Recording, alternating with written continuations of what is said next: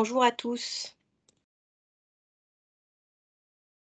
et merci d'être venus si nombreux pour ce nouveau webinaire handicap et emploi du FIP proposé sur le thème de la sécurisation des parcours professionnels des personnes en situation de handicap. Je suis Françoise Bailly-Bécher, je suis ravie de vous accueillir et je suis accompagnée par Marie Schreiber qui s'occupera de toute la partie technique et qui fera, qui fera rentrer aussi les personnes au fur et à mesure dans la salle qui attendent dans la salle d'attente. Et si vous avez des soucis techniques, c'est elle qui prendra la main. Si vous avez des questions, c'est elle aussi qui prendra la main. Vous l'avez remarqué, vous n'avez ni caméra ni micro puisque nous sommes très nombreux ce matin, pour ce webinaire. Donc, quand vous avez une question, vous levez la main et on prendra en note votre question et on y répondra, à la fin il y a un temps qui est consacré à la fin du webinaire sur ce sujet-là. Nous sommes donc réunis ce matin pour parler de la sécurisation des parcours professionnels puisque, on l'a vu, recruter des personnes en situation de handicap, c'est bien, les maintenir en emploi, c'est bien, mais leur offrir un déroulé de carrière comme tout autre agent, c'est aussi les enjeux aujourd'hui, qui sont en cours dans les différentes, organisations. Donc, on va revenir dans un premier temps sur, la notion de sécurisation des parcours, de quoi parle-t-on et quelles sont, vos obligations en tant qu'employeur, et pourquoi il faut, veiller à la sécurisation des parcours professionnels des personnes en situation de handicap. Et ensuite, j'ai, des témoins, qui ont, mis en place chacun à leur manière, des actions sur la sécurisation des parcours avec, la Caisse nationale d'assurance vieillesse, la CNAV, qui a mis en place une étude, dont Christelle Brunet vous parlera et qui sera introduite par, Jérôme Friteau, le DRH, de la CNAV et le ministère de la Transition écologique, cohésion des territoires et maires qui a mis en place, l'article 93 de la loi de transformation de la fonction publique, et qui sera donc, présenté par, Fabienne Trombert et qui est venu accompagné de Loïc Sédillot qui est un agent qui a bénéficié de cet article 93. Sans plus attendre, je laisse la parole à Guillaume Lugagne, qui est donc directeur chez Evocaire. Evocaire, c'est, une filiale du groupe, Arturen Consulting, qui est un cabinet, ressources, en RH, spécialisé dans l'accompagnement des établissements de santé. Guillaume, je te laisse la parole. Merci beaucoup. Bonjour. Est-ce que juste, François, tu peux me confirmer que tu m'entends bien et que du coup tout le monde m'entend bien? Tout le monde t'entend, tout le monde te voit. Très bien, donc bonjour à tous et à toutes. Je vais tâcher de ne pas être trop long pour cette introduction. L'objet de cette introduction, c'est de poser le cadre de la notion de sécurisation de parcours professionnel et d'en opérer une définition en termes généraux et en termes managériaux. La sécurisation des parcours professionnels, ce sont des dispositions réglementaires, mais c'est avant tout un processus managérial. Comme vous le voyez sur la diapositive qui vous est projetée, dans un premier temps, la notion, c'est une notion qui n'est pas très ancienne, mais qui n'est pas non plus extrêmement récente. Et c'est une notion qui émerge dans des travaux académiques d'abord, dans le courant de la deuxième moitié des années 90, d'abord centrée sur la notion de parcours. Quand on entend sécurisation des parcours professionnels, on a tendance à entendre sécurisation ou sécurité en premier. Ce qui est intéressant de noter, c'est que c'est d'abord parcours qui a été la notion qui a été travaillée pour ensuite être prise en main par des organisations syndicales, des organisations professionnelles, donc des professionnels pour la traduire en termes de gestion des ressources humaines et en termes managériaux. C'est cette notion que d'abord que la vie professionnelle est un chemin et que quand on est sur un chemin, on attend d'avoir une sécurité, c'est-à-dire savoir où on va, avoir un chemin qui est balisé, savoir au moins dans quelle direction on va, à défaut de savoir jusqu'à quel point on atteint. Mais c'est vraiment cette notion de chemin euh, qui passe du coup par la reconnaissance personnelle du salarié et qui ne confond pas ou qui essaye de dépasser la confusion, entre guillemets, qu'on peut faire parfois entre une personne, un salarié, et un emploi ou un métier. Un emploi, un métier, alors un métier, c'est une notion qui est, on va dire, immuable. Euh, Être infirmier, c'est un métier. Être professeur, c'est un métier. Être juge, c'est un métier. Être policier, c'est un métier. Être diplomate, c'est un métier, etc., etc. Un métier, c'est immuable. Évidemment, les qualifications peuvent évoluer, mais le métier en lui-même, il a un contour qui évolue extrêmement peu. Un emploi, c'est moins immuable. Néanmoins, et surtout lorsqu'on parle du secteur public, un emploi, c'est un cadre d'emploi qui est budgété, qui est fixé et qui est sur lequel qui correspond à un poste de travail. À défaut d'être immuable, c'est une notion qui relève de quelque chose d'extrêmement fixe. Le salarié, la personne qui occupe cet emploi, la personne qui pratique ce métier, c'est par définition quelqu'un qui bouge, entre guillemets, c'est-à-dire quelqu'un qui a des aspirations qui évoluent, quelqu'un qui a des compétences qui évoluent, quelqu'un qui a des situations personnelles qui évoluent. Donc là où l'emploi est fixe, là où le métier est immuable, la personne, le salarié, il est, pardon pour le terme, mouvant à tous les niveaux. Et ça a une incidence sur deux aspects, sur la situation statutaire ou contractuelle du salarié en question, et ça a une incidence sur les éléments de contraintes personnelles, c'est-à-dire de contraintes personnelles qui constituent ce qu'il est. Alors, en particulier, mais parmi d'autres éléments, la question de la situation de handicap, mais ce n'est pas la seule. Alors, ce webinaire est consacré spécifiquement à ce sujet, donc j'insiste dessus, mais c'est voilà, la sécurisation des parcours professionnels dans son acception managériale dans un premier temps, c'est d'abord cette notion que le salarié, il a des contraintes, il est une personne avant d'être un emploi, et donc il rentre dans, c'est une notion qu'on va aborder juste après, dans une carrière avec l'intégralité et l'ensemble de ses contraintes personnelles qui ne sont pas nécessairement celles du métier, celles de l'emploi. Pour définir du coup la notion de façon un peu plus précise, bon, vous savez comment on fait, hein, on va juste découper le terme. Le parcours professionnel se définit comme l'ensemble des mouvements qui sont opérés par un collaborateur, par un salarié, au cours de sa carrière, au sein de une ou plusieurs administrations, établissements publics ou entreprises. Il n'est pas interdit à un agent public dans le cadre d'une carrière, de changer de statut, entre guillemets, pour y revenir éventuellement. Et donc, le mouvement qui dure, alors aujourd'hui officiellement 42 ans et un trimestre, c'est un mouvement qui est long et au sein duquel il peut se passer énormément de choses. La notion de sécurisation qui l'accompagne est une notion qui est vraiment à définir précisément parce qu'elle est fondamentale, parce qu'elle recouvre trois aspects à la fois concomitants et qui ne sont pas détachables. Évidemment, la sécurisation, c'est d'abord le fait d'avoir des garanties. Des garanties sur son emploi et son métier d'abord, hein, puisqu'on a abordé ces notions, mais des garanties sur l'ensemble des éléments constitutifs de ce fameux chemin qui est le parcours professionnel. Souvent, on s'arrête à cette notion de garantie. La sécurisation du parcours, c'est la garantie de l'emploi. Pardon pour le terme. Ça n'est pas que ça. La sécurisation des parcours professionnels, c'est à la fois le fait d'avoir des garanties, mais c'est aussi le fait d'être rassuré. Et non pas d'être assuré, c'est-à-dire d'être assuré en permanence. D'avoir une assurance, c'est-à-dire le fait d'avoir une perspective avec du tangible derrière la perspective.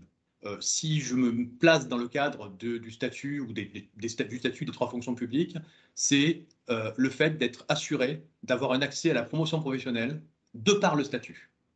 Je vous prends un exemple, je suis aide-soignant, je sais que des dispositions statutaires me permettent de changer de métier et de devenir infirmier, par exemple. Alors évidemment, moyennant la réussite à un concours et des contraintes personnelles pour le coup, mais j'ai systématiquement cette garantie, cette assurance qui est en permanence renouvelée. Et dernier point, et c'est le point le plus fondamental pour les employeurs publics, pour le coup, ou pour les gestionnaires des ressources humaines du secteur public, c'est le fait de donner confiance. C'est cette idée que dans la sécurisation des parcours professionnels, on ne sécurise pas une personne, entre guillemets, contre elle-même, ou entre guillemets, malgré elle. Donc la sécurisation, c'est aussi une notion qui se partage entre l'employeur et l'employé. Je suis sécurisé, pas parce que j'ai une loi qui me dit que je suis sécurisé, mais parce que je me sens sécurisé, parce que j'ai un manager qui me donne confiance. Cette notion de sécurisation et les dispositifs réglementaires, législatifs et les processus managériaux qui vont avec se placent dans un certain contexte, du point de vue notamment des établissements publics et des administrations. Ce contexte, c'est un contexte, on va dire, de mouvement plus prononcé qu'il y a une vingtaine d'années à peu près. Aujourd'hui, toute fonction publique confondue, donc État, territorial, hospitalière, les personnels titulaires représentent 70% de l'ensemble des agents publics. Alors en 1995, c'était un peu moins de 90%. Ce mouvement s'opère d'abord par, on va dire, des politiques publiques globales, mais aussi par des attentes envers le statut qui ont évolué du point de vue des fonctionnaires ou des agents publics. Aujourd'hui, 57% des fonctionnaires, encore une fois, toutes fonctions publiques confondues, se disent prêts à changer de carrière. Alors, à changer de carrière, ça ne veut pas forcément dire à abandonner le statut, mais ça veut dire à envisager de prendre un chemin qui n'est pas le chemin qui était tracé, là, pour le coup, par le statut ou par ce qu'on appelle la carrière dans la fonction publique. On a un regard de la société qui a changé aussi. On parle aujourd'hui de crise de l'hôpital, de crise de la justice, de crise de l'éducation, de la sécurité. Alors, indépendamment du fait que derrière ces termes, il y a des réalités, il y a des sujets spécifiques pour chaque administration ou chaque catégorie d'établissement public, il y a aussi tout simplement une attente différente de l'ensemble des parties prenantes sur les métiers du secteur public de manière générale et la façon dont ces métiers sont envisagés et pratiqués par des personnes qui sont au demeurant dépositaires d'une autorité publique et donc qui ont par nature un respect qui est opéré de la part de la population et qui se retrouve d'ailleurs dans les sondages quotidiens d'opinion qui disent que 95% des Français aiment leurs infirmières, que 14% aiment leurs professeurs, que 93% aiment leurs policiers, etc. etc.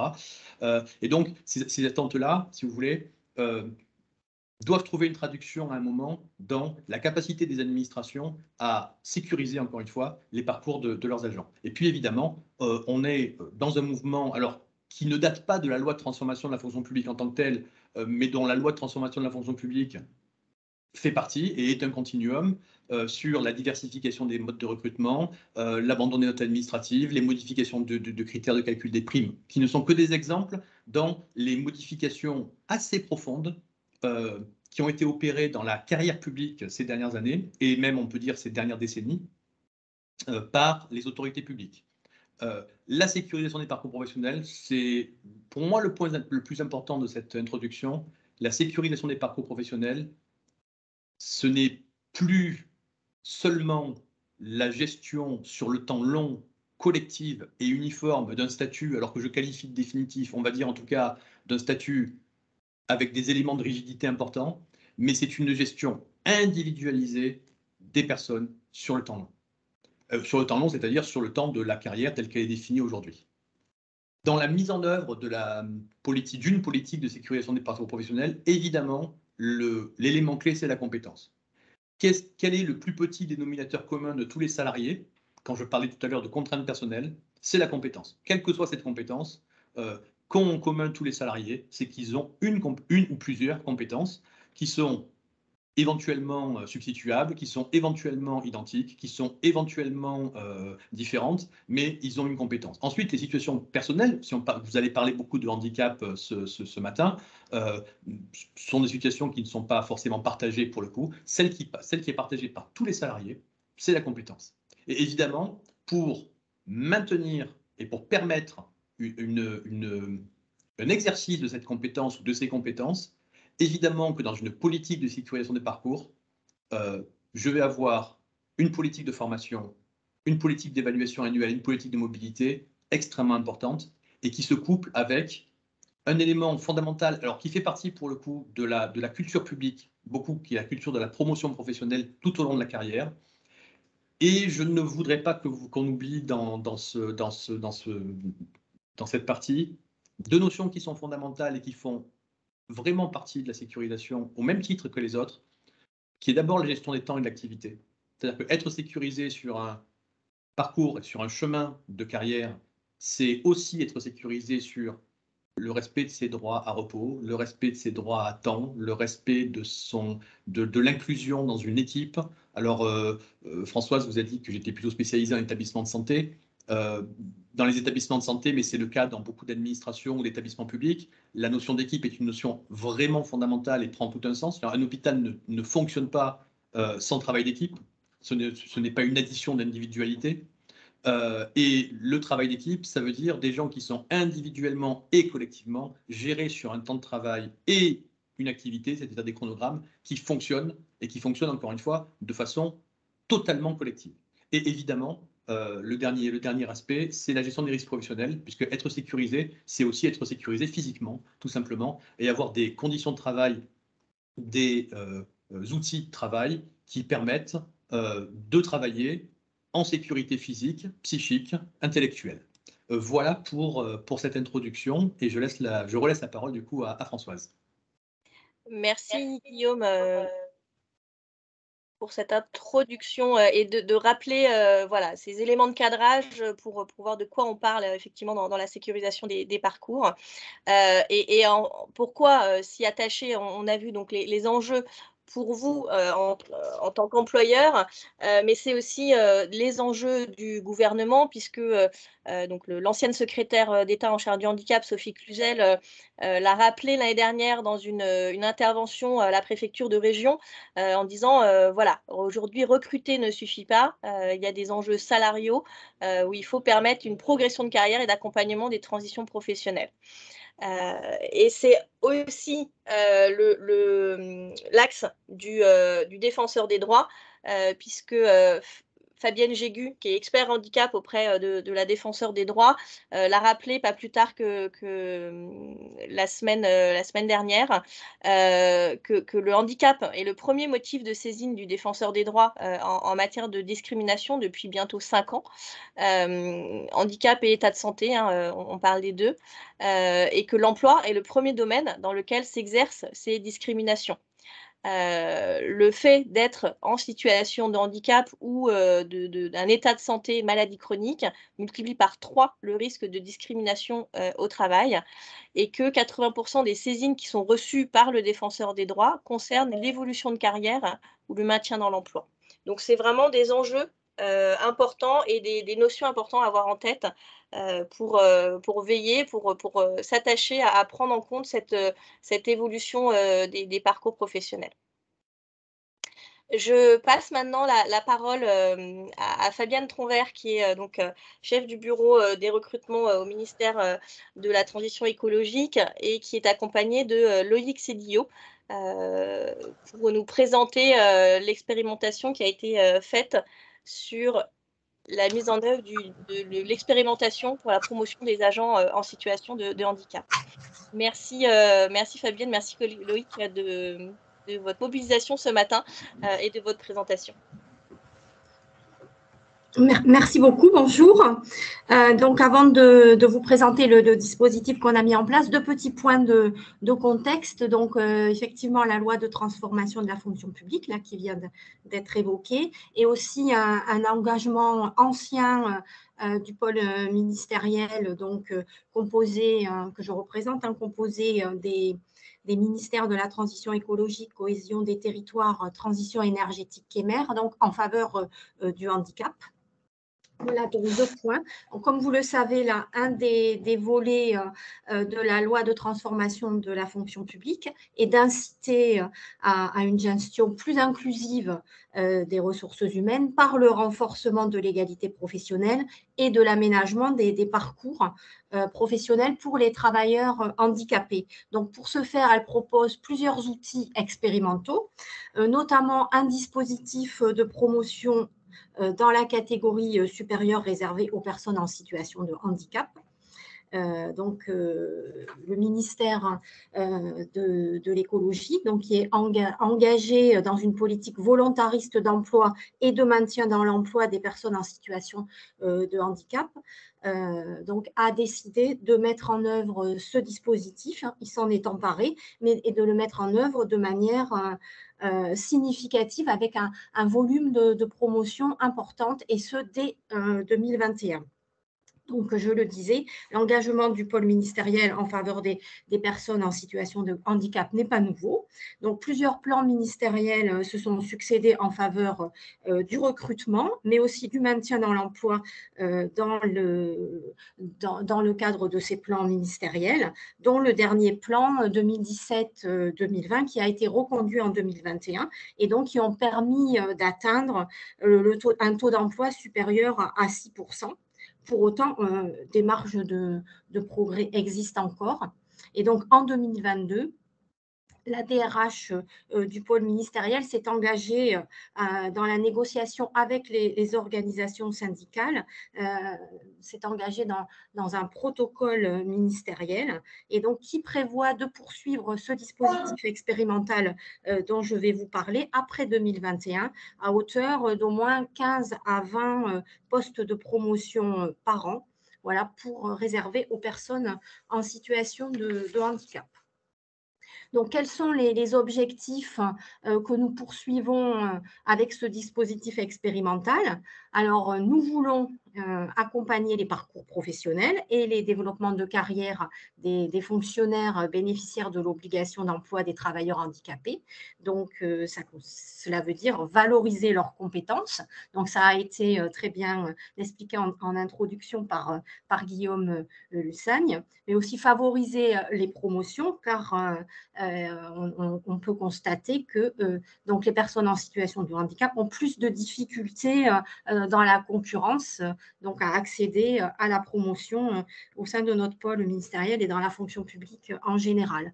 Et puis plus accessoirement, c'est aussi un moyen supplémentaire d'inciter les personnes en situation de handicap à se faire reconnaître en tant que bénéficiaires de l'obligation d'emploi de travailleurs handicapés pour pouvoir bénéficier de meilleurs accompagnements. Voilà, donc je vais vous présenter le dispositif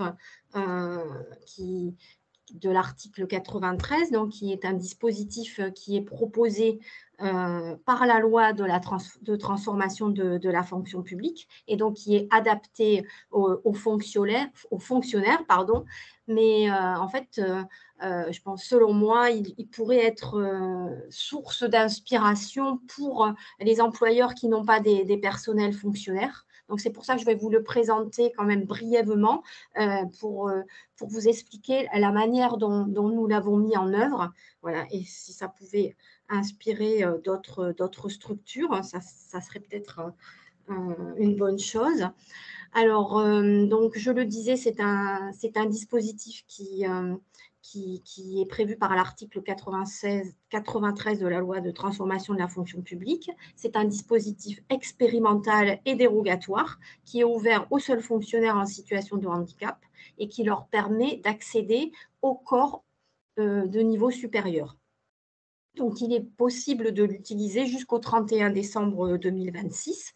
Et sa mise en œuvre est très, très réglementée, puisqu'un décret en Conseil d'État définit précisément la manière dont on doit le mettre en place. Alors, qui sont les bénéficiaires de ce dispositif?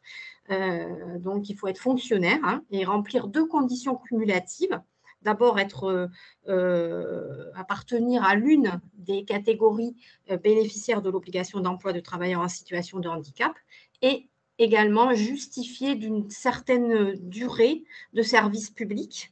Donc, la durée habituelle, c'est plutôt 4 ans. Hein.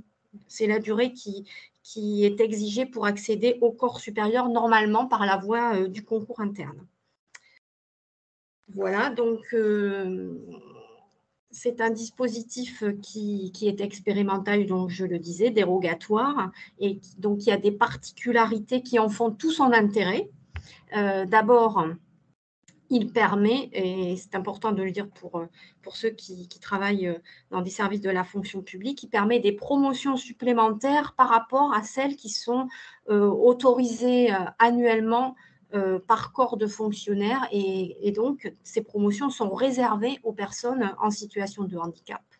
Donc, pour le dire autrement, ce sont des promotions hors quota. Voilà, et ce sont des promotions qui se font sur des postes qui doivent être identifiés à l'avance. Alors, certains autres ministères qui ont mis en place le dispositif l'ont présenté sur des postes types. Nous, au ministère, au sein de notre pôle ministériel, nous avons affiché les postes à l'avance. Et donc, c'est important parce que on estime que c'est une des conditions de réussite de la mise en place de ce dispositif, parce que les personnes en situation de handicap peuvent se projeter sur un poste et postuler sur un poste en fonction de leur handicap, et donc ça facilite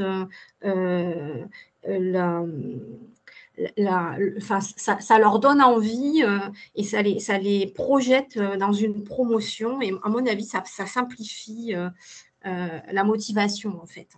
Et donc, du coup, nous, à la DRH, pour nous, il est nécessaire, et c'est là un point aussi très important, de mobiliser les services employeurs pour qu'ils proposent des postes adaptés, donc ni trop isolés, ni trop exposés, pour que des postes qui soient adaptés pour des personnes qui accèdent à une promotion et qui donc vont avoir des fonctions d'un niveau supérieur. Et donc, c'est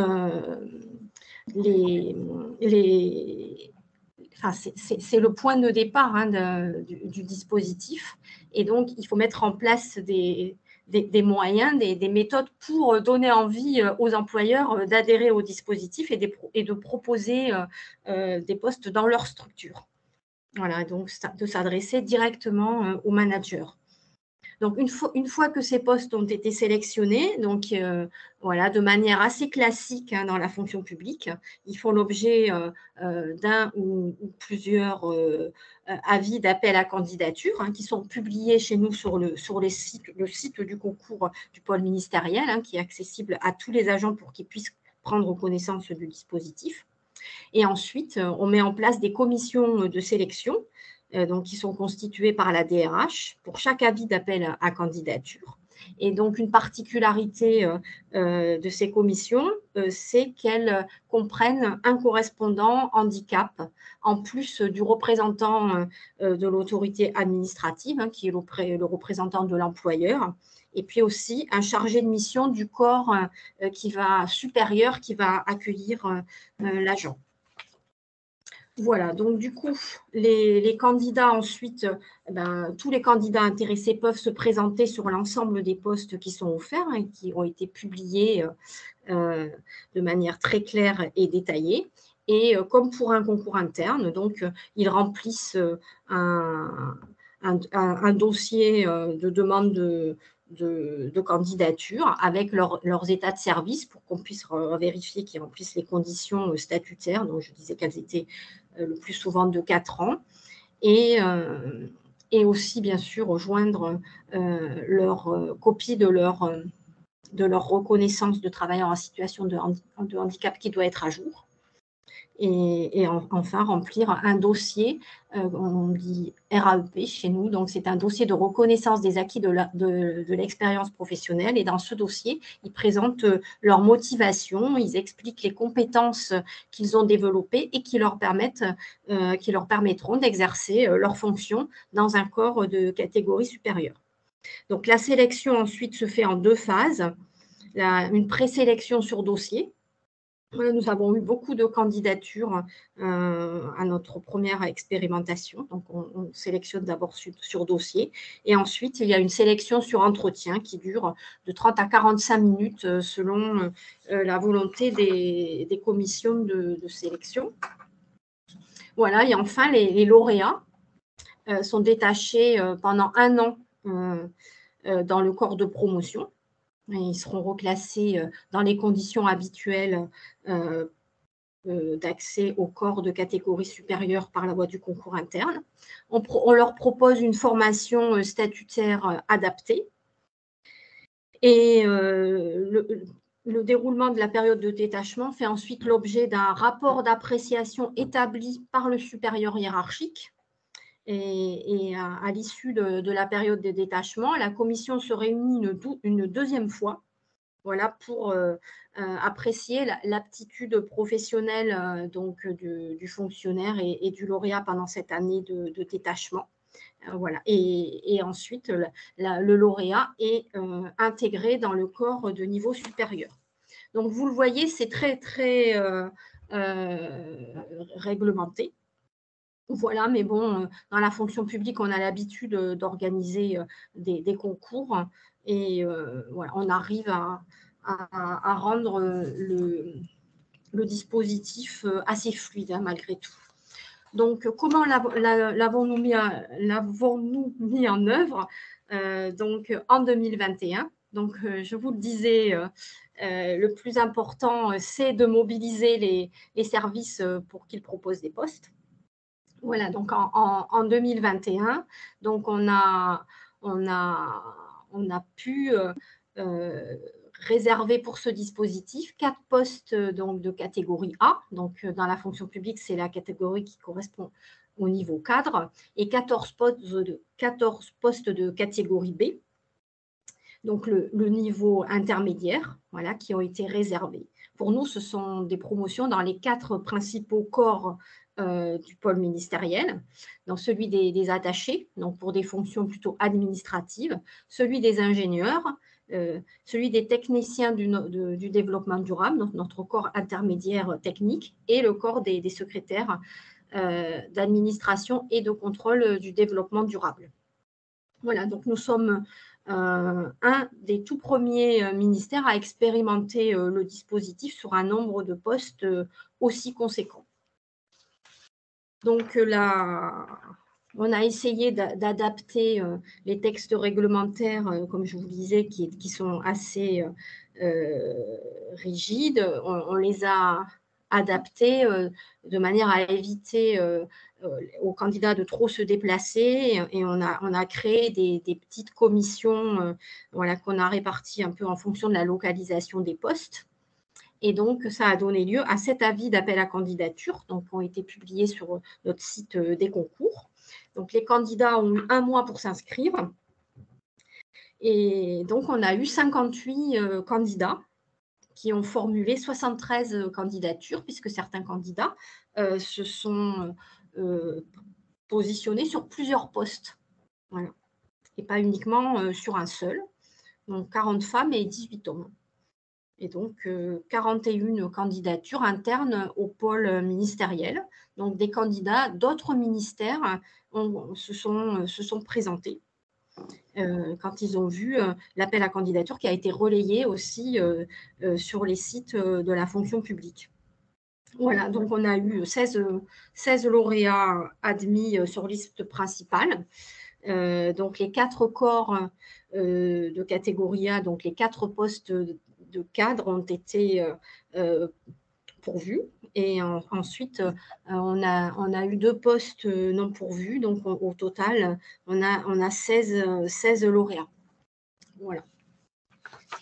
Donc, on n'a pas terminé cette première session, puisque les lauréats ont été affectés sur leur nouveau poste le 1er décembre 2021. Donc, mais comme je vous le disais, il y a une période de détachement d'1 an. Donc, on est dans cette période de détachement.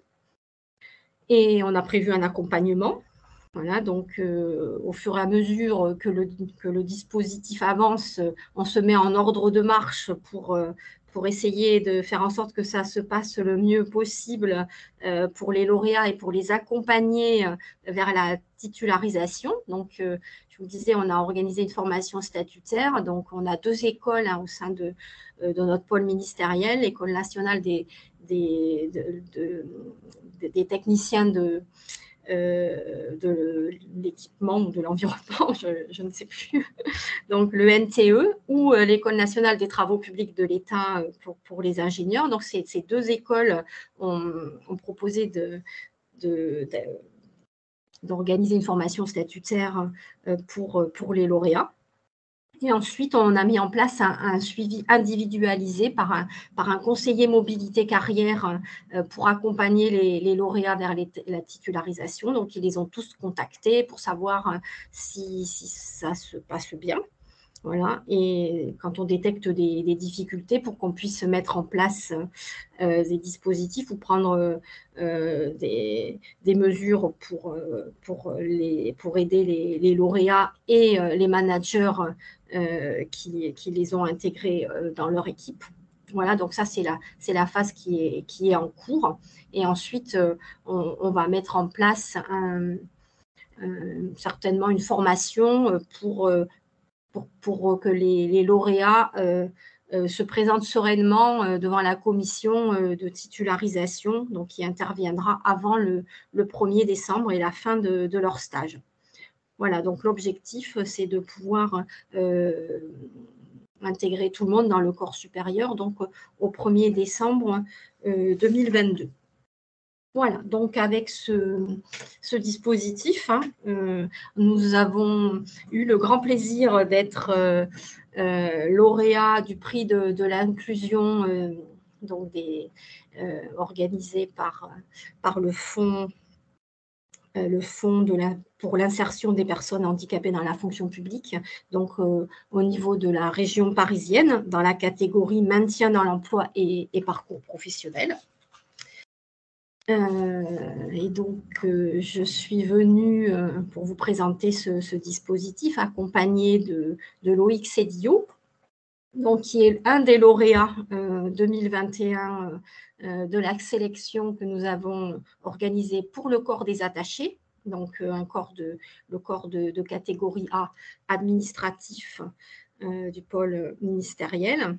Donc, Loïc a pris ses fonctions le 1er décembre à la direction départementale des territoires des Yvelines sur le poste de chargé de mission planification qui est localisé donc à Versailles. Donc, Loïc, si tu es en ligne, est-ce que tu peux donc répondre donc, à 3 questions concernant la promotion dont tu as pu bénéficier. Donc, première question, comment as-tu eu connaissance donc, de ce dispositif qu'on a mis en place au ministère ? Alors, bonjour Fabienne, bonjour à toutes et à tous. La connaissance du dispositif, eh bien, c'était en interne quand j'étais donc en administration centrale au sein de la Grande Arche de la Défense, de par le bouche à oreille et par donc le positionnement du concours BOETH, qui est un concours expérimental au titre de l'année 2021 sur le site de l'intranet du pôle ministériel. Donc pour la mise en œuvre donc l'année dernière en 2021.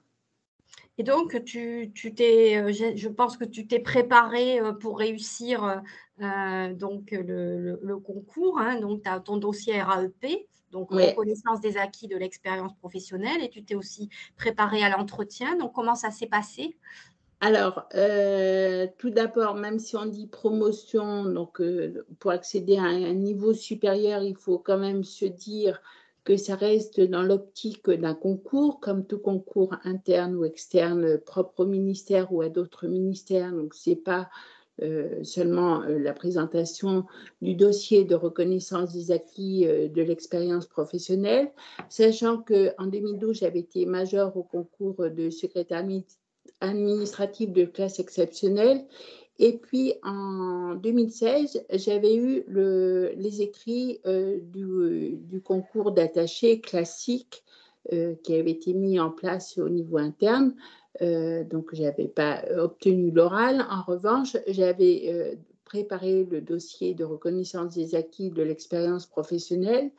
Et pour cela, j'invite tout futur candidat à se positionner sur une formation RAEP qui a lieu donc dans les CVRH, donc c'est le centre ressources de formation interne au ministère, avec une préparation de quelques jours pour préparer le RAEP, sachant que c'est non seulement pour présenter ses motivations au regard donc de son expérience professionnelle, mais de son parcours professionnel, et qui peut être présenté d'une manière chronologique ou à défaut d'une manière thématique selon le choix de certains et l'approche donc de chacun pour la présentation du dossier. Sachant que le dossier RAEP doit être mis à une date fixe dans le cadre du concours, donc on ne peut pas y déroger.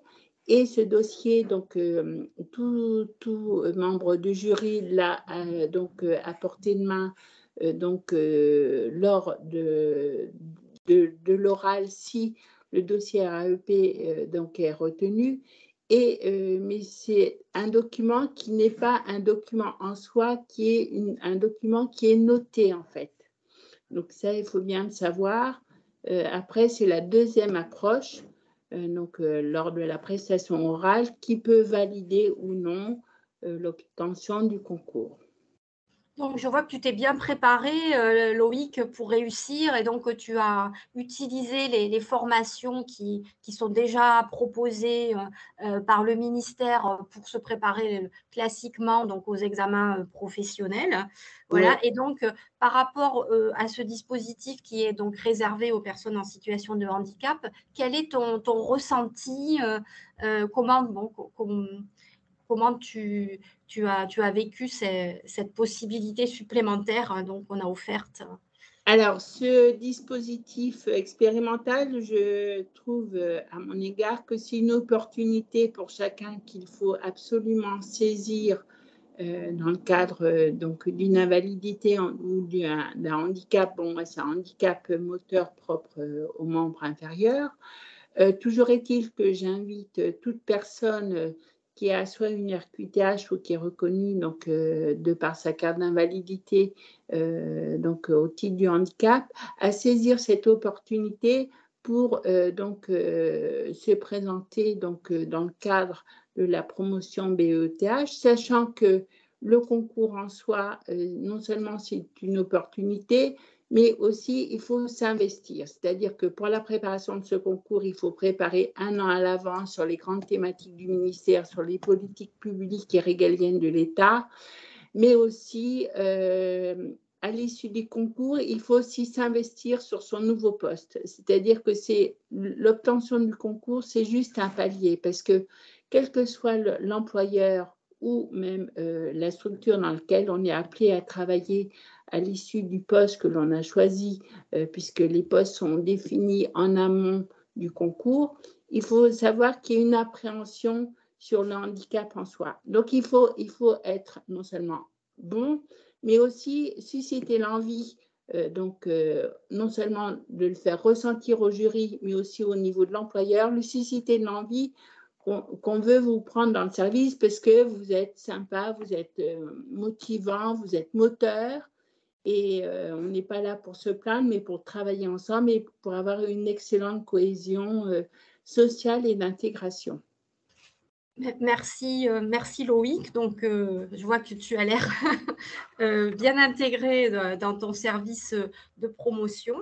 Donc, je vous le disais tout à l'heure en début d'intervention, donc le dispositif a été inclus dans notre protocole handicap négocié avec les organisations syndicales. Donc, on l'a reconduit en 2022. Donc, en 2022, on a de nouveau sollicité les services pour proposer des postes.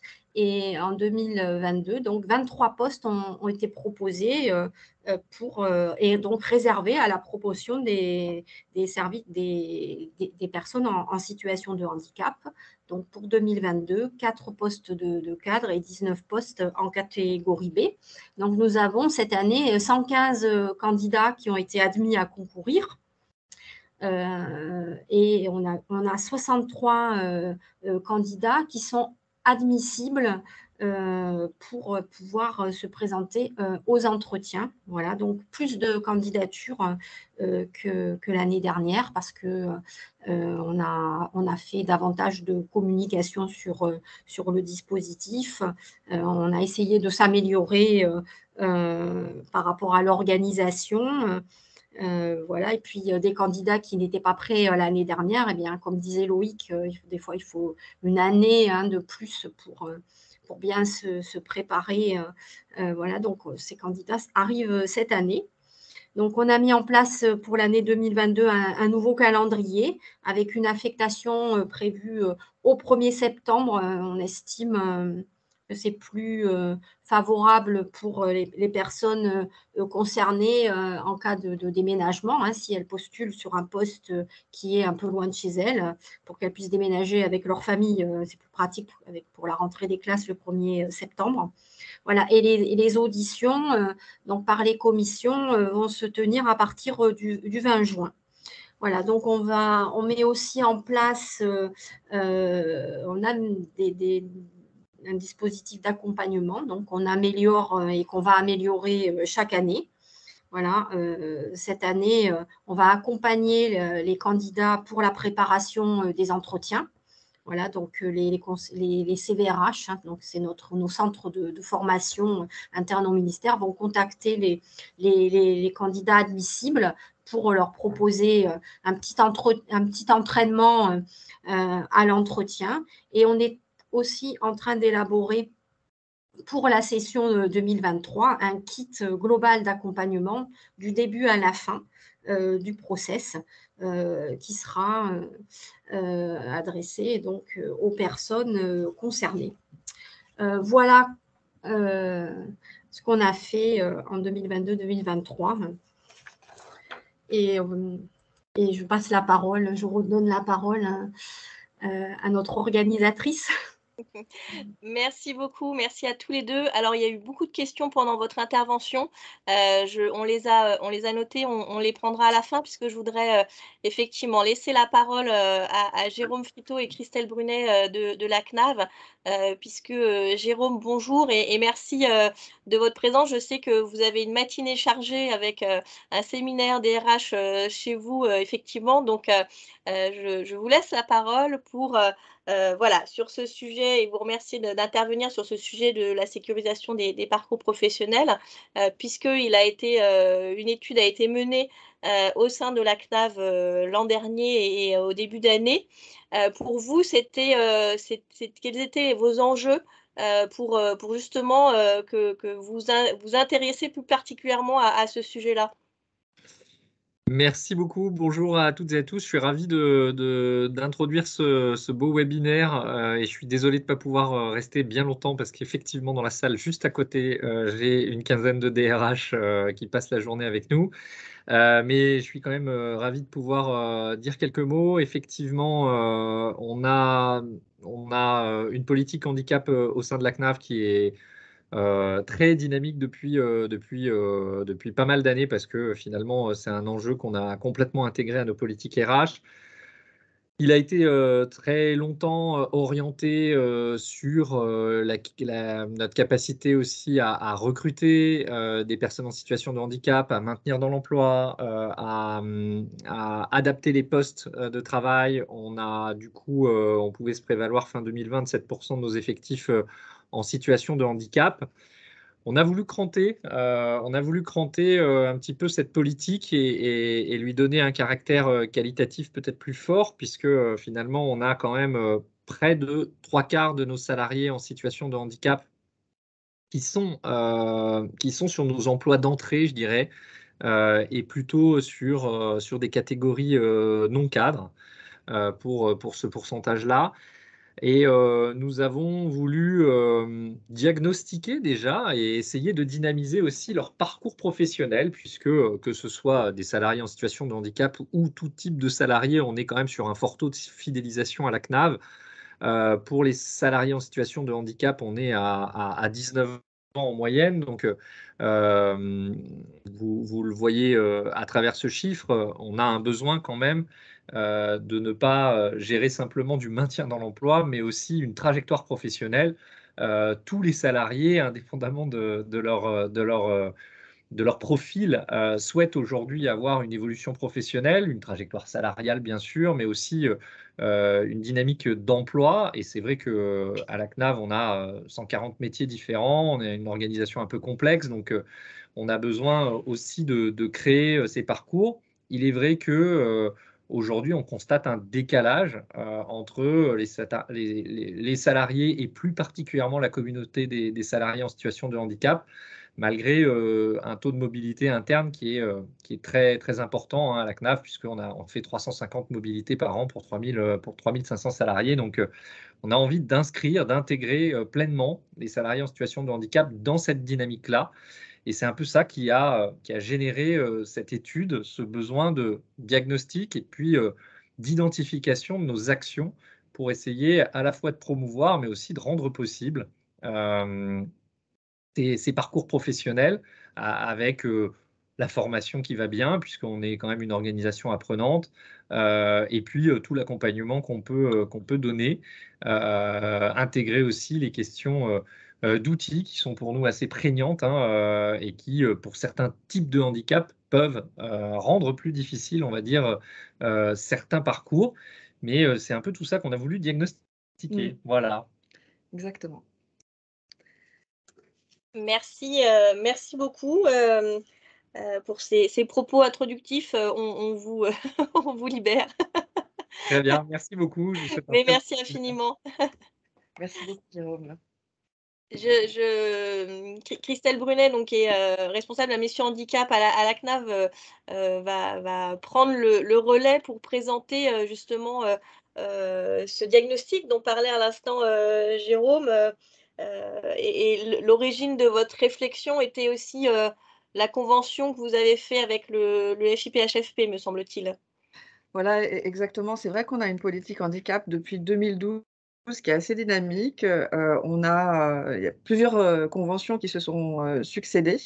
Donc là, on est sous convention 2020-2022 et à l'occasion des travaux préparatoires de cette nouvelle convention, donc travaux qui ont eu lieu en 2019, on a réalisé des focus group avec les personnes en situation de handicap et il y a un propos qui nous a été adressé de dire nous, salariés en situation de handicap, nous ne bénéficions pas du même développement de carrière que les salariés ordinaires. Donc les propos étaient on postule, ça n'aboutit pas, on est à part, on n'a jamais de formation. C'est ce type de propos qui a été recueilli.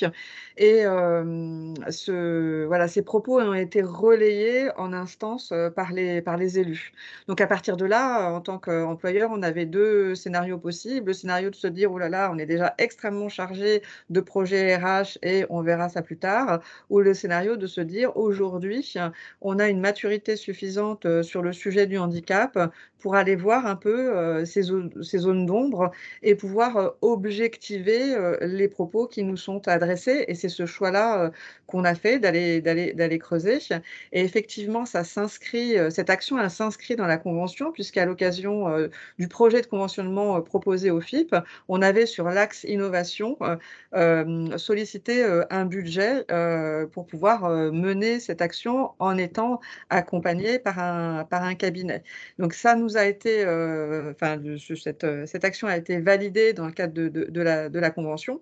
Donc pour moi, ça a vraiment été un facteur de déclenchement du passage à l'action, parce que bon, déjà, il y avait un budget, donc c'était plus facile pour moi en tant que référente handicap de dire, ben voilà, maintenant on y va, même si la CNAV a dû abonder, ça c'est une chose. La deuxième chose, c'est que la convention FIP, elle est pour nous une feuille de route, donc à partir du moment où c'est inscrit dans la convention, on va forcément déployer l'action. Et puis, je souligne aussi que le fait d'être accompagné par un cabinet extérieur sur ce sujet-là qu'on n'avait jamais étudié, ça nous a permis vraiment de monter en compétences et qu'il y a un transfert de compétences sur cette analyse, et aussi de cadencer en termes de temporalité, d'avoir une belle cadence de l'étude, parce que parfois quand les projets sont développés uniquement en interne, on a tellement de sujets que ça peut aussi, voilà, avoir le travers de prendre beaucoup de temps, et puis du coup de perdre un peu en intérêt. Donc voilà l'intérêt que moi j'ai vu à être accompagnée, à être financée par le FIPHFP. Après, il y avait une dimension quand même partenariale en interne qui était très importante pour pouvoir mener cette étude. Tout à fait. Moi, j'ai vu à cette étude un grand intérêt, parce que j'ai senti que pour les acteurs RH, il y avait un renouvellement de l'intérêt sur le sujet du handicap, parce qu'on arrivait avec un prisme qu'on n'avait jamais mobilisé. C'est le développement professionnel d'une population particulière, qui sont les personnes en situation de handicap.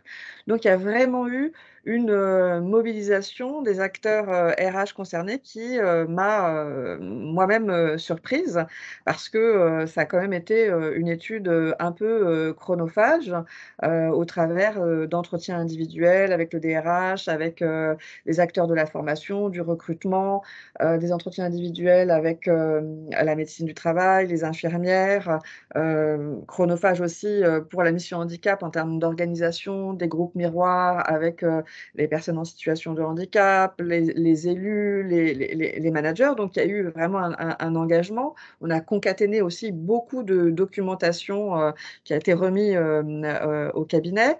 On a fait aussi un gros travail avec le pôle data RH de la DRHT. Et vraiment, l'ensemble des acteurs, il y a eu vraiment une mobilisation et un souhait que ce ne soit pas juste de la poudre aux yeux, qu'on aille vraiment objectiver ces propos en ayant la capacité de voir dans nos process RH qu'est-ce qui peut mettre à mal le souhait de développement professionnel, et qu'est-ce qu'on fait déjà de bien, mais en tout cas que ça débouche sur des actions concrètes, en fait. Et donc, on l'a vu en introduction avec les éléments de cadrage de Guillaume Luguen sur les éléments à prendre en compte, sur la formation, sur la mobilité, sur la promotion. Tout ça, c'est des éléments que vous avez vus dans le cadre de cette étude. Et quels sont les éléments qui vous sont apparus, qui vous ont un peu sauté aux yeux est-ce qu'il y a eu des surprises, ou est-ce que voilà, ça a confirmé certaines choses? C'est quoi pour vous les éléments importants? Alors, on voit que sur l'ensemble des indicateurs data que nous sommes allés regarder, alors la marge, elle est faible, mais on est toujours un peu en deçà de la population ordinaire, sur l'accès à la formation, sur l'accès à la mobilité, soit verticale, soit horizontale. Donc sur ces 3 dimensions-là, la marche, elle est pas énorme, mais on voit qu'on est légèrement en deçà, donc que nous avons des actions à mener pour passer ce petit pas. Là où on a été plus rassurés, c'est qu'en termes de développement salarial, il n'y a pas de décalage entre le développement salarial des personnes en situation de handicap et le reste de la population. Donc là, on a été rassurés, et en même temps, on voit aussi que sur d'autres dimensions, on a des actions à mener, et c'est ce qu'on va s'attacher à faire. Et donc ça fait un petit peu bouger les lignes en interne, c'est ça? Et donc il y a Oui. il y a vous avez des indicateurs. Maintenant, vous veillez à quels Alors, éléments depuis… Là, donc concrètement, suite au diagnostic, on a déjà eu en interne DRH 3 ateliers de travail pour identifier des actions à mener. Alors, on n'a pas envie de s'engager sur des actions qu'on n'arrivera pas à mettre en place. On veut vraiment être sur un plan d'action sur le second semestre 2022 et sur l'année 2023, des actions très concrètes et très réaliste, réalisable. Une de ces actions, c'est l'engagement de suivre effectivement les indicateurs data qui nous semblent pertinents pour suivre cette population et de se dire, voilà, tous les ans, on va produire cette data et pouvoir la communiquer au sein de la DRH et puis plus largement en instance. Ce que je n'ai peut-être pas indiqué, c'est que le diagnostic que nous avons fait et le plan d'action qui va être en regard sera aussi présenté au second semestre 2022 dans le cadre des instances représentatives du personnel. Donc ça aussi, ça nous engage. Donc j'ai indiqué voilà la data. Après, il y a des actions qui sont déjà vraiment qui sont à finaliser et d'autres sur lesquelles voilà, on sent bien qu'on va s'engager. Très concrètement, la SEPH 2022 sera consacrée à la sécurisation des parcours. Donc on va proposer aux personnes en situation de handicap de pouvoir bénéficier d'ateliers avec un temps collectif pour les accompagner et puis des temps individuels où ils seront rencontrés par un chargé de recrutement et accompagnement carrière pour travailler sur leur parcours, sur les projections, pour aussi travailler sur les outils de la mobilité que sont le CV, que sont la lettre de motivation. Et ce premier atelier qui aura lieu au moment de la CEP 2022, on aimerait pouvoir le proposer de manière régulière tous les ans. Nous avons également des coachs internes à la CNAF qui, pour l'instant, sont mobilisés sur le soutien des managers. C'est aussi faire la proposition aux personnes en situation de handicap, quand elles souhaitent avoir un parcours de développement, de pouvoir être soutenues sur la dimension empowerment, réassurance sur les compétences par les coachs internes, parallèlement à un suivi par les personnes qui s'occupent de l'accompagnement carrière. Ça veut dire aussi on a identifié des actions vers la communauté managériale pour que ce sujet du développement professionnel soit aussi porté par les managers. Ça veut dire les sensibiliser au développement professionnel de l'ensemble des collaborateurs, mais aussi sur cette population spécifique. D'autres exemples d'actions, donc on n'a pas terminé de travailler sur le plan d'action qui doit être finalisé là tout début septembre. Qu'est-ce qu'on a identifié également? Alors après, Des plus outils à destination des managers aussi Pardon? Des outils à destination des managers Oui, sur il le y a site des effectivement, par managers. exemple, on a identifié que dans les trams de AEA, la dimension Entretien handicap, d'évaluation annuelle. voilà, oui, voilà, exactement, au moment de l'évaluation annuelle, la dimension du handicap n'était pas indiquée, formalisée. Donc, du coup, mettre une mention à l'intention des managers pour qu'ils pensent bien à interroger la personne déjà sur son aménagement de poste, mais plus spécifiquement sur ses projections professionnelles. Et puis, on a aussi pensé qu'au moment où la personne est intégrée dans son poste, normalement, pour une personne, on va dire, ordinaire, dans les 6 mois, on fait un entretien de bilan d'intégration. Et là, on a vraiment conscience que voilà, il y a un soutien à faire au moment de la prise de fonction et un bilan plus formalisé qui sera fait non pas à 6 mois, mais à 3 mois en fait. Et puis globalement, ce qui nous est apparu aussi, c'est que effectivement, Jérôme Friteau disait on a 140 métiers et parfois la lisibilité des trajectoires, elle n'est pas claire et il y a une forme d'autocensure des personnes. Donc c'est mettre aussi en valeur les trajectoires positives de personnes en situation de handicap et il y en a. Donc, au travers de témoignages, de vidéos, d'écrits, aller beaucoup plus mettre en valeur les personnes qui se sont lancées et qui ont eu du développement de carrière au cours des années, en fait.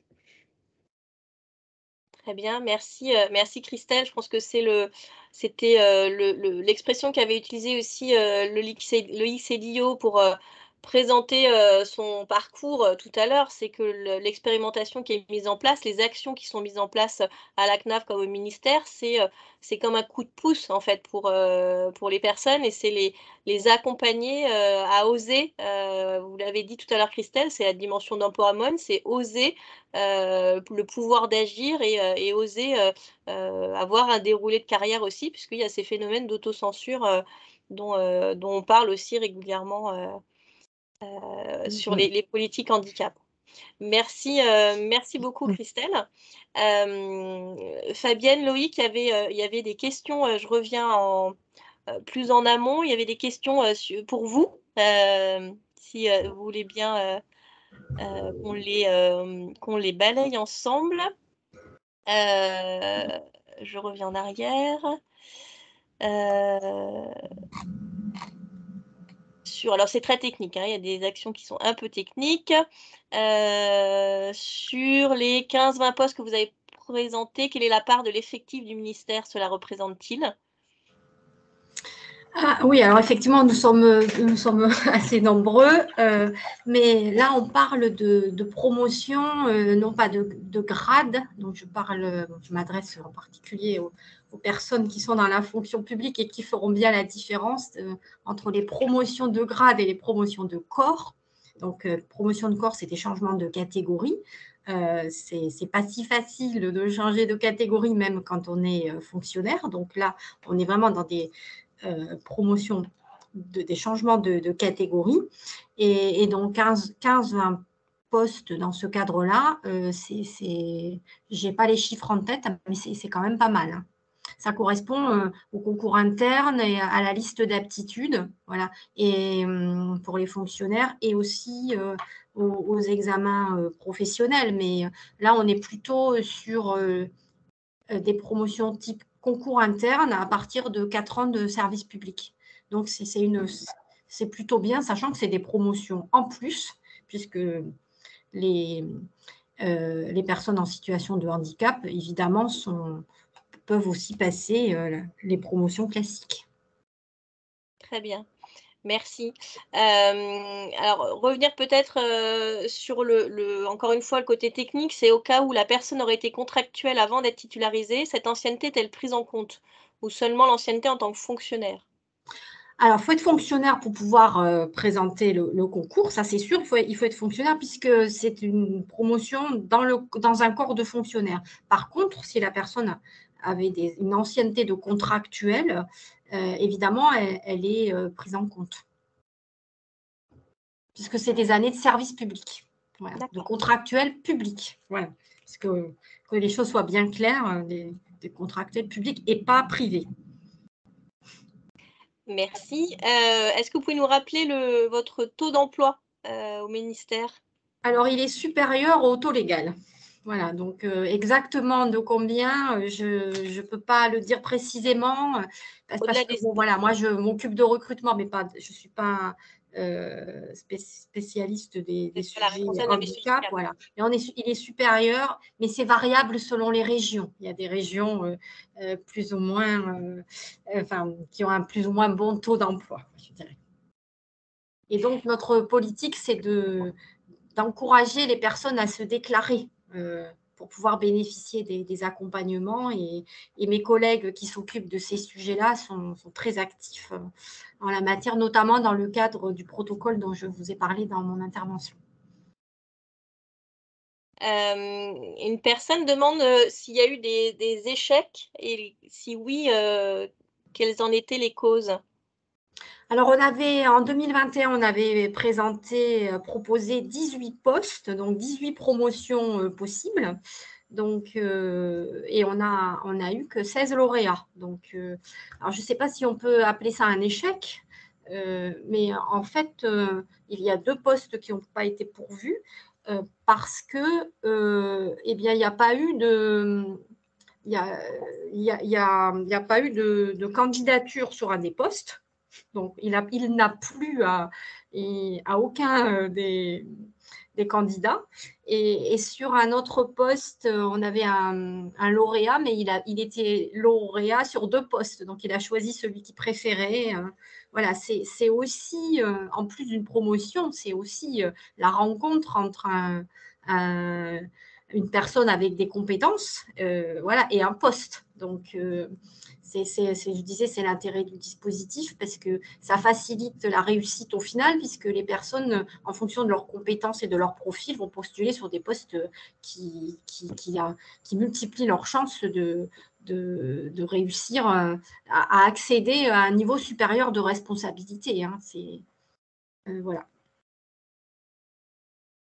Une autre question, combien de candidats retenus proviennent d'autres fonctions publiques?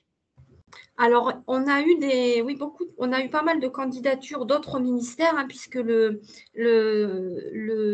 dispositif et le décret d'application de la loi de transformation de la fonction publique qui le prévoit, impose, et c'est tout à fait normal hein, pour un concours, une publication sur le site des concours qui est reliée sur le site score de la DGAFP. Voilà. Et donc, pas mal de candidatures de fonctionnaires hors ministère et 4 lauréats qui viennent d'autres ministères. Alors, comme j'ai vu passer la question, j'ai repris mes stats. Donc, on a un lauréat de la ville de Paris et 3 lauréats du ministère de la Justice et de l'Intérieur. Et tous les autres, par contre, sont des lauréats internes. Merci. Est-ce que la publication sur le site des concours est-elle obligatoire ou est-ce que c'est un choix de votre part? Voilà, donc je viens d'y répondre. Donc, c'est obligatoire. Voilà. C'est pour faire une publicité maximum vis-à-vis des personnes concernées. Et cette publication n'est pas encore suffisante puisqu'on l'a. Voilà, tout le monde ne consulte pas le site des concours. Hein, voilà, donc il faut en plus faire des communications. Donc, on communique en interne sur notre intranet et on envoie l'information à nos bureaux RH de proximité pour qu'ils la relayent directement auprès des agents qui se sont déclarés en situation de handicap. Voilà. Une autre question sur les critères pour la commission qui appréciera l'aptitude professionnelle à l'issue de l'année de détachement. Alors, la commission n'a pas encore eu lieu. Voilà, donc on est en train de travailler à ces critères pour qu'ils soient partagés entre les membres de la commission et les lauréats qui vont se présenter.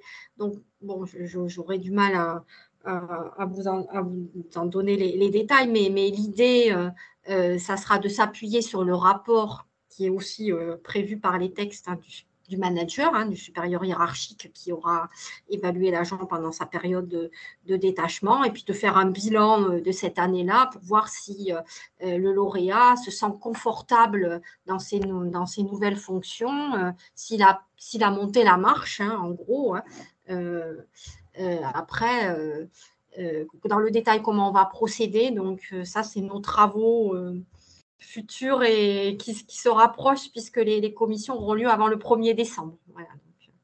Merci. Oui, vous l'avez dit à plusieurs reprises. Hein, vous êtes sur. Alors, c'est effectivement une expérimentation proposée par le législateur, mais c'est pour vous aussi une expérimentation et vous apprenez en marchant et vous améliorez aussi au fur et à mesure vos pratiques. Oui, c'est un petit peu l'idée, voilà, on est parti de zéro, on s'est emparé du dispositif et l'idée, c'est de l'améliorer chaque année. Donc, le dispositif s'arrête en 2026, hein, puisque c'est une expérimentation qui est prévue jusqu'en 2026. Et nous, notre souhait, c'est que ce soit reconduit au-delà. Donc, il faut profiter de ces années expérimentales pour mettre en place quelque chose de solide, avec un bon accompagnement. On espère que les autres ministères vont s'en emparer comme nous pour que la DGAFP décide de maintenir le dispositif. Voilà, il est prévu jusqu'en 2026 de manière législative. Voilà, donc il faudra que d'ici 2026, la loi soit adaptée pour que ça devienne pérenne. Est-ce que vous, de votre côté, vous l'avez dit en introduction, mais peut-être que c'est passé rapidement pour nos auditeurs, c'est que vous aviez des plans handicap quadriennaux et là, vous passez sur un protocole d'accord donc qui est signé avec les organisations syndicales et ça ancre un peu plus le dispositif puisqu'il est inscrit dans ce protocole. Ça l'ancre un peu plus pour vous en tant que ministère déjà. Oui, on s'engage à le mettre en place tous les ans, tant que, bien sûr, il existe jusqu'en 2026. Donc, on va le mettre en place et en essayant d'avoir au moins 15 à 20 promotions possibles, voire plus, hein, puisque cette année, on en propose 23. Voilà. Et ensuite, on fera un bilan chaque année à la DGAFP pour leur dire comment on procède, comment on fait, tout l'intérêt qu'on a à déployer ce dispositif, comment on l'améliore chaque année, comment il permet et il incite les personnes concernées à se déclarer pour pouvoir bénéficier du dispositif. Donc, nous, ce qu'on veut mettre en place, c'est quelque chose de vertueux. Voilà, et essayer de contribuer à la promotion plus égalitaire, hein, des personnes en situation de handicap. Et vous l'avez mentionné aussi, l'idée, c'est de pouvoir s'inspirer de ce dispositif et pouvoir le déployer hors fonctionnaire, par exemple.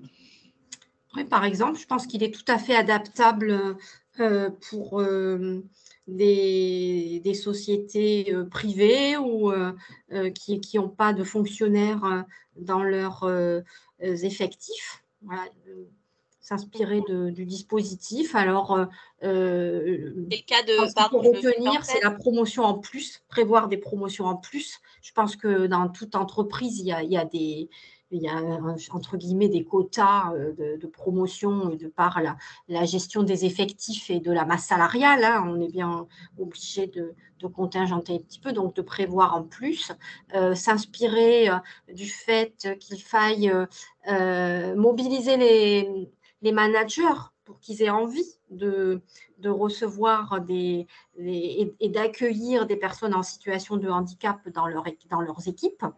Voilà. Alors là, ça c'est propre à chaque entreprise. Hein. Nous, on est un ministère, donc chaque année, on essaie de trouver de nouvelles façons de les inciter. Voilà, donc moi, je travaille dans un bureau qui s'occupe de recruter. Donc, mon objectif, c'est de pourvoir les postes et on peut aussi pourvoir des postes par la promotion de personnes en situation de handicap. Hein. Donc, il y a des postes vacants. Pourquoi ne pas les réserver pour ce dispositif? Voilà, donc nous, on procède un petit peu comme ça. Je vois que j'ai vu que la CNAV avait aussi des idées pour favoriser les parcours. Donc, ça, c'est bien aussi. On pourra, nous aussi, s'en inspirer. Les regards croisés, c'est toujours intéressant. Il faut toujours prendre les points positifs que font les autres, voilà, pour essayer d'améliorer nos propres pratiques. Donc, c'est un petit peu l'idée qu'on essaie de faire passer pour que ce dispositif devienne pérenne. Merci. Et oui, c'est ce que je voulais préciser, c'est que la CNAV, si elle relève de la fonction publique statutairement, les employés sont des salariés de droit commun. C'est pour ça qu'on parle de salariés dans le discours de la CNAV et celui de Christelle et celui de Jérôme Friteau. Donc, on est bien sur des salariés en situation de handicap. Ouais. Ça aurait pu interpeller certains d'entre vous qu'on ne parle pas d'agents. Question pour les deux, il y a la dimension managériale qui est importante. Vous l'avez mentionné chacune de votre côté sur l'importance du rôle du manager et de son implication et de sa sensibilisation aussi en amont. Ah bah oui, c'est vraiment essentiel. Et nous, on a déjà des actions qui sont menées, notamment vers les personnes qui prennent des fonctions managériales, de les sensibiliser à la discrimination. Et puis, enfin, on a une journée qui est, voilà, qui est... À la lutte contre les discriminations, si je puis me Oui, permettre. voilà. Oui, voilà, exactement. Et puis, du coup, on arrive au sujet du handicap, mais il y a beaucoup d'autres actions à mener parce qu'on voit que même si les acteurs RH sont convaincus, il y a des choses à dénouer du côté des managers. Il y a vraiment une vision à transformer et que ça, c'est voilà, des actions au long cours. Et moi, je vois tous les jours qu'il y a des bonnes choses qui se passent, mais il y a aussi parfois des nœuds dont je suis moi-même surprise. Donc, il y a encore beaucoup de travail de sensibilisation à faire, en fait. Oui, même constat pour le pôle ministériel que je représente. Il y a encore beaucoup de travail de ce côté-là. Et notre protocole prévoit voilà, d'avancer sur ces sujets. Donc, bon, moi, j'en parlerai pas plus que ça, puisque moi, je ne suis pas une spécialiste du handicap, mais on travaille de concert avec la sous-direction de notre DRH qui s'occupe de ces sujets pour dénouer, je trouve que le mot est bien trouvé, pour dénouer ce qui accroche, quoi. Encore. Sachant qu'on a quand même, nous, été surpris de voir le nombre de postes proposés quand même pour le dispositif. La première année, 18 postes. On a trouvé que c'était pas mal pour une première expérimentation. Et je tiens à le dire, ils ont été proposés par des managers, par des chefs de service qui, dans leurs équipes, ont des personnes en situation de handicap dont ils ont tous les jours, dont ils peuvent constater la compétence. Voilà, et qu'ils ont eu envie de promouvoir. Alors effectivement, le dispositif, c'est un dispositif qui garantit l'égalité c'est un concours, hein, donc ils n'ont pas forcément, ils se sont pas forcément adressés aux personnes de leur service pour que celles-ci obtiennent les promotions, mais quelque part, enlever les nœuds, ça émane aussi des personnes en situation de handicap qu'on recrute et dont on fait monter en compétences pour donner envie aux managers de proposer des postes de promotion.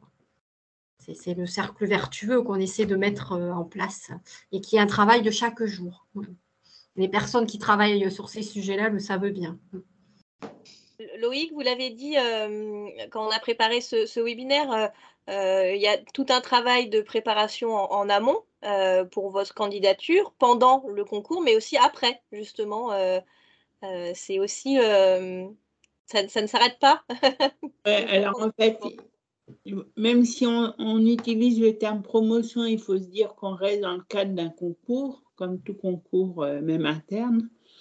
Donc, il y a une phase préparatoire non seulement pour le dossier RAEP, mais pour la prestation orale, puisque la prestation orale ne doit en aucun cas reprendre ce qu'il y a dans le RAEP.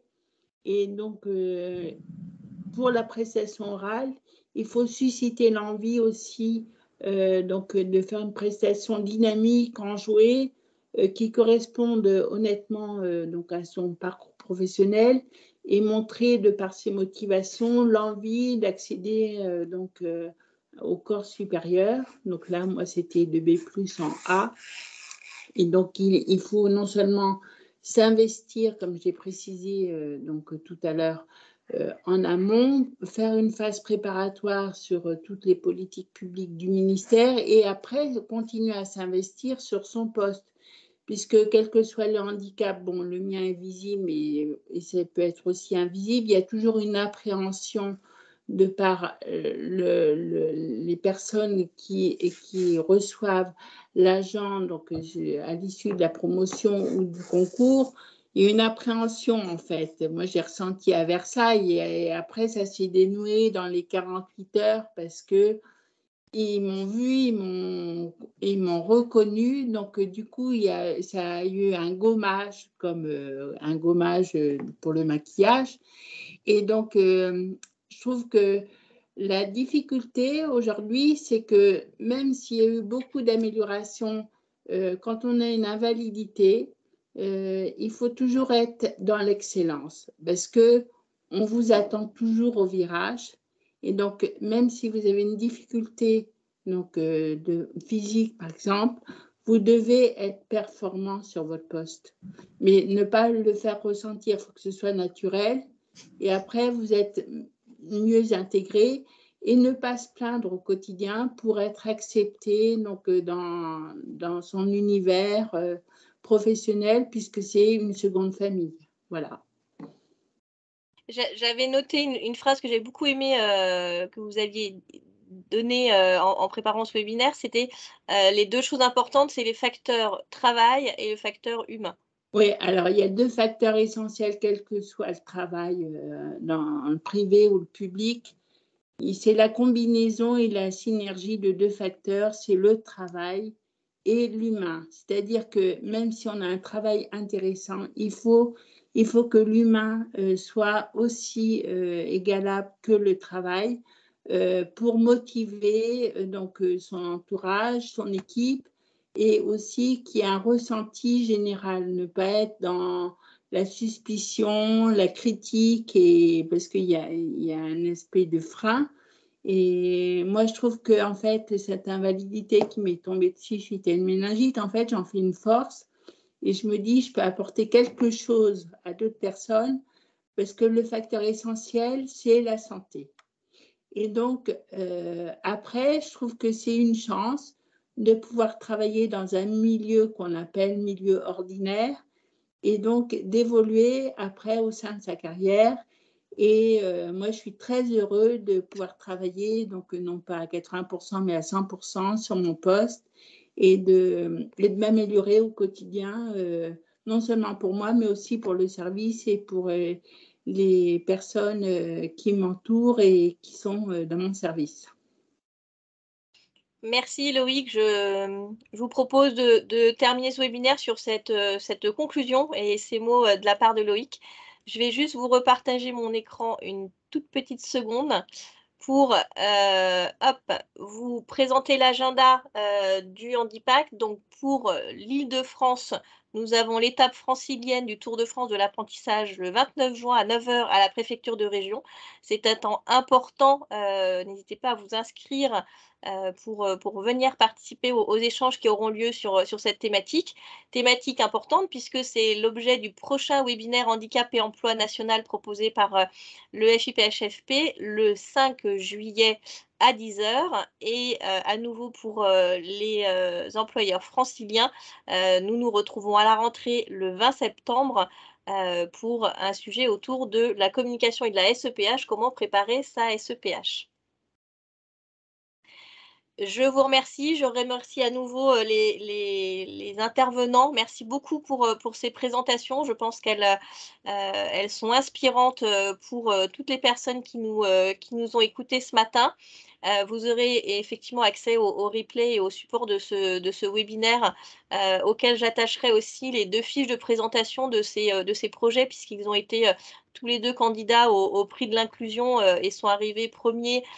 Fabienne l'a mentionné, a été lauréate du prix de l'inclusion et la CNAV est arrivée second, donc n'a pas démérité non plus.